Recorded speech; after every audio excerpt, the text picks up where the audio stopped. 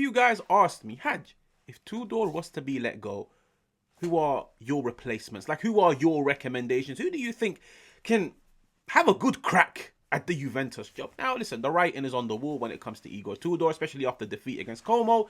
It's looking very, very, very likely that within this next 7 to 14 days, Tudor might be relieved of his duties. And there's a lot of things which Tudor, the individual, Tudor, the coach, has done wrong. Okay? Now, in this video, I want to speak on Tudor, I want to speak on the board, and I'll also give my 3 recommendations. Come on, you guys asked for it. Just think of me as Santa Claus, Baba Noel. I am here to deliver what you guys asked. Let's start off with, make sure to like, make sure to subscribe. Let's start off with Tudor and the board. I think the reports that are currently coming out of Turin really paint a bad picture, not on Tudor. If anything, Tudor for me is now coming across like a scapegoat. And yes, it sounds crazy coming from me because I've sat down and criticized him so much. Look, I'm in the business of just talking about football. I love football. That's my passion.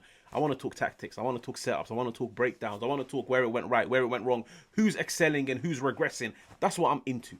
But let's be real. When it comes to football, there's also a lot of internal and external factors that have an impact, and then eventually they will make their way onto the football field.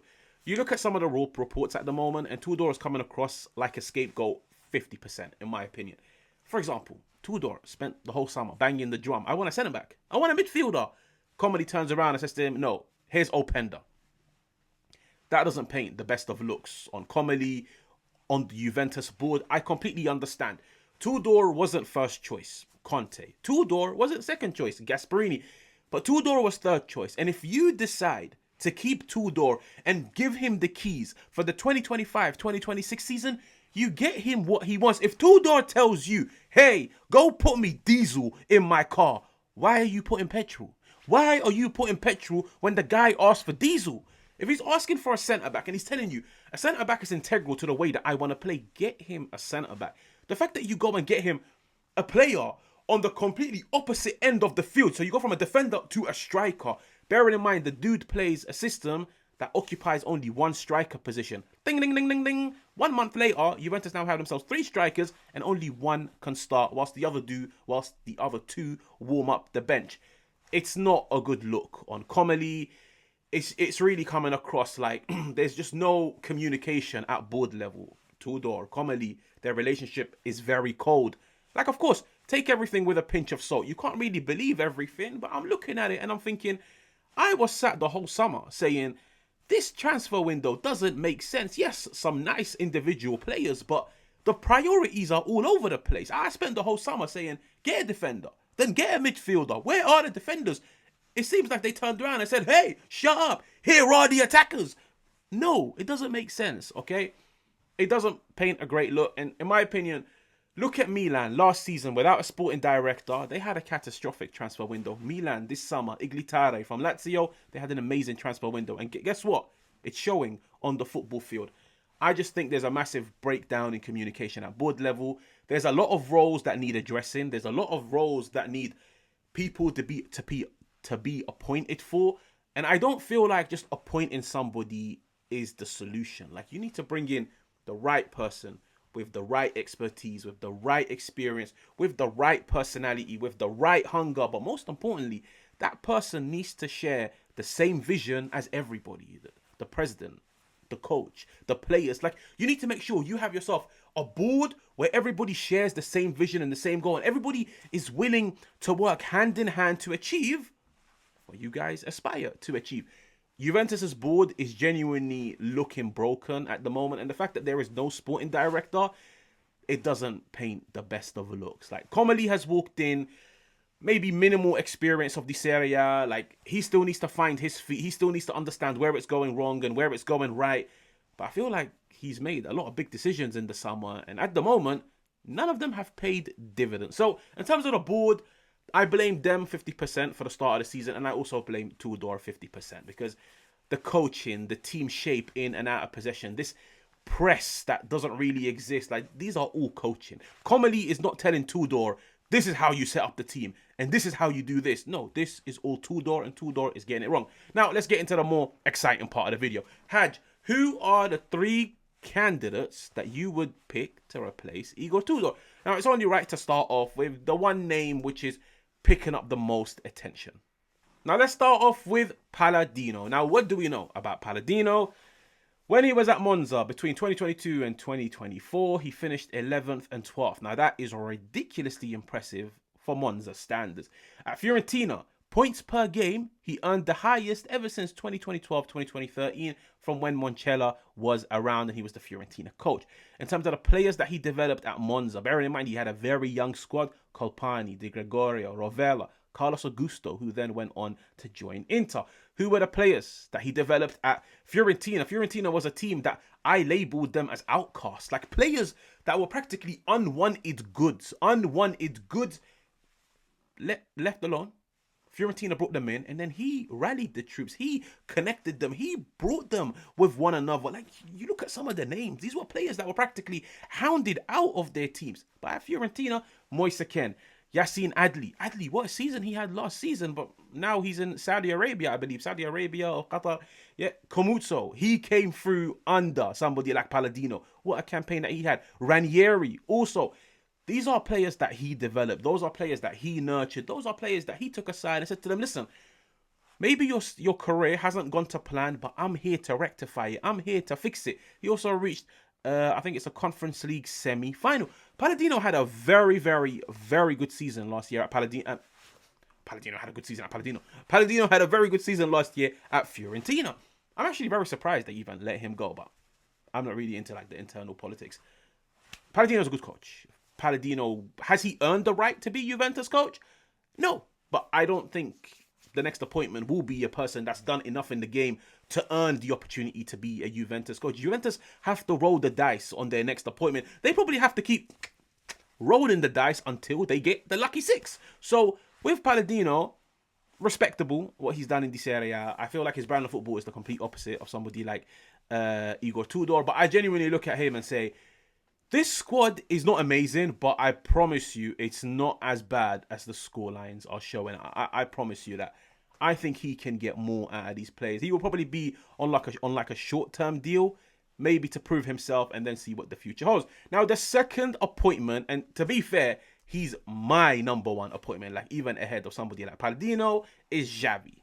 When it comes to Xavi, 2 seasons at Barcelona, or let's just say 2.5 seasons at Barcelona. He had a 63% win rate at Barcelona. During the 2022-2023 campaign, he won the Domestic Cup, the Super Cup, and the... Now, when it comes to Xavi, what do we know about him? And why do I have him as my number one? Number one, I feel like Xavi has done a lot in the game, even though he hasn't been managing for a very long time, but I feel like he can handle the pressure of representing a top team where the goals, the aspiration, the demands, the standards are to compete and deliver the goods. Like, bring home the silverware. He's done it. When it comes to Xavi, 63% win rate at Barcelona. In 2023, he done the domestic double. He won the Super Cup and La Liga.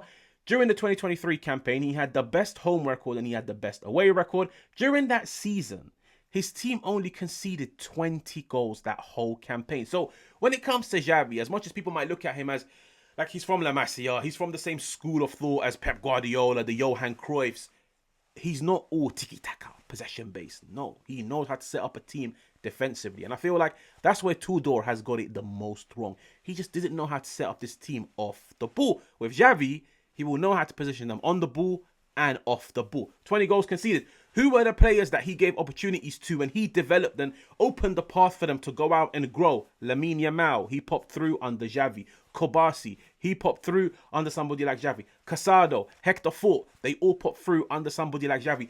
Moussa Dembele, who was practically finished in everybody's eyes from his time at Barcelona.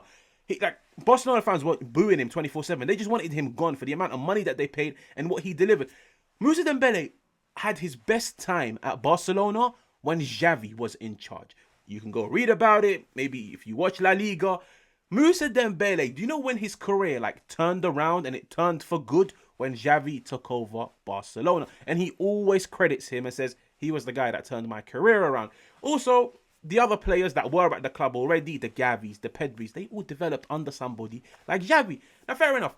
His European record stinks, bro. Like, when it comes to the Champions League, it's not the best. But, bro, Xavi is what, 44, 45? You have to roll the dice. Like, for me, Juventus are now in a position where they can't go to, like, the big table. Like, I'll be real, look, it's not a matter of, like, I don't know, accepting mediocrity or lowering the standards. No, like, if anything, it's very far from it. It's just, you have to accept the position that you're in. You can't go at table one and asking for the big coaches. Like, let's be honest, in the summer, Gasperini turned down the Juventus project.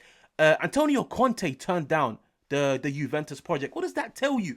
I feel like with Juventus at the moment, they might need to take one step backwards in order to move 2 steps forwards in the next 6 months. And for me, I look at Xavi and I say the player development is there. The domestic silverware is there. The experience is there. Like, Xavi's been there, done it before. He's got that hunger. For me, Xavi is number one.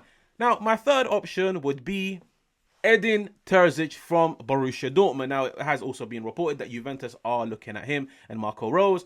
Not really too big of a fan of Marco Rose, but once again, I still look at him and think he could do far better with these players than Igor Tudor has shown. Now, when it comes to Edin Terzic, 2022-2023, he was joint top of the Bundesliga. He missed out on it on goal difference. I will definitely apply some context. Brother, the way he bottled that Bundesliga, they should have thrown his ass in a German prison. Yeah, they went into the final game against, I believe, Mainz. All they had to do was win. And, like, trust me, everything was on their side. All they had to do was win. They ended up drawing 2-2. Fair enough, you could turn around and say they missed a penalty. They missed a lot of opportunities. Yes, it's not the best of looks on his resume, but at the end of the day, he went toe-to-toe. And if anything, he outfought at times a Bayern Munich. Like, Bayern Munich have practically monopolized the German league. He done that in his first campaign. When it comes to the 2023-2024 season, the following campaign, yes, he managed to get them Champions League football, but you could see the priority was the Champions League. Brother, he got to the Champions League final, beating PSG, Atletico Madrid, Milan, Newcastle, home and away. And you could seriously make a case. If football results were based on performances, they probably win that Champions League final. Because in my opinion, they outplayed Real Madrid. They had so many opportunities. Who's that German striker they have up front? Fulkrug, the guy that's at West Ham. He was missing sitter after sitter. And then Real Madrid, they've got quality players. They could just punish you in moments. The fact that he got that Borussia Dortmund team to a Champions League final is ridiculously impressive. Now, who are the players that he developed? Jude Bellingham. Yes, he's the person who delivered Jude Bellingham.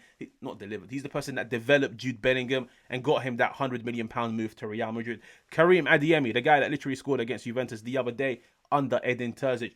Giovanni Reina. Giovanni Reina has never ever been the same ever since he left Borussia Dortmund and ever since he stopped playing under somebody like Edin Terzic. Bino Gittins, who's just made a £50 million move to Chelsea under Edin Terzic. And even Jadon Sancho, the client, yeah, if you guys know what that means. Jadon Sancho. His best form of football probably in the past 5 years is that little 6 months under Edin Terzic. So I do look at him and say he is available for work. Don't get me wrong. I probably should have mentioned this at the beginning of the video. You could probably bring in Pep Guardiola to this current Juventus team. With this current board, he will struggle. There's a massive breakdown in communication. Sometimes it genuinely comes across like a lack of trust, a lack of faith. Yes, you need to address the board. You need to bring in the right people. You need to bring in the right components before you bring in the coach. I completely agree. But I just look at all three of those coaches and I just think, in terms of football, in terms of tactics, in terms of performances, in terms of player development, give them this squad and hand on heart. I think all three of them will do a far better job than somebody like Igor Tudor. And to be fair, when you look at all three of them, they've done more in their careers than somebody like Igor Tudor. So those are my 3 recommendations. Probably in order, I would go Xavi number 1. I really like Edin Terzic, but I think Palladino's Serie A experience is very, very, very important. Palladino second and Edin Terzic number 3. Do I think Juventus will appoint any one of them? Yeah, probably. I think all doors lead to Palladino, but these are my 3 recommendations. Make sure to like, make sure to subscribe, and I will catch you guys on another one.